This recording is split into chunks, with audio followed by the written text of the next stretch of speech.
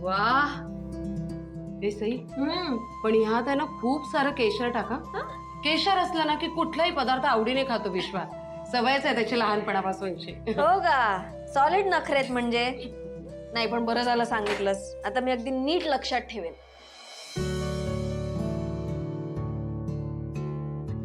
सई, हम्म. तुला एक विचारायचं होतं.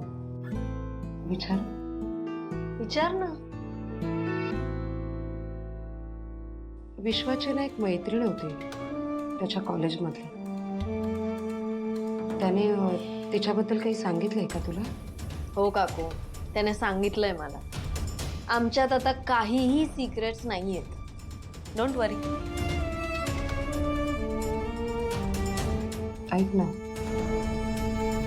याच संदर्भात अजून एक प्रश्न होता मला. म्हणजे विचार की बिंदास.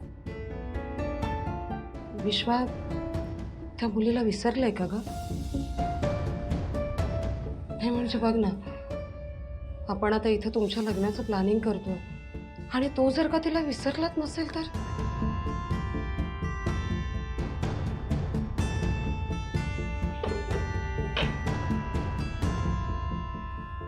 काकू हे बघ, मला मान्य आहे की मी जेव्हा आले तेव्हा विश्वा तिच्यामध्ये खूप इन्व्हॉल्ड होता, पण आता हळूहळू परिस्थिती बदलली आहे. विश्वा बिझनेस मध्ये सुद्धा किती लक्ष घालतोय. So I am pretty sure की इथून पुढे सगळं काही नीट होणार आहे. डोंट वरी. तसं असेल तर ठीकच आहे म्हणा. पण सई, इथून पुढं विश्वाच्या मनात जर का तिचे विचार पुन्हा आले ना, तर त्यातून मात्र विश्वाला बाहेर काढायची जबाबदारी तुझी आहे. बर ठीक आहे, पण मुळात तशी वेळच आता येणार नाही.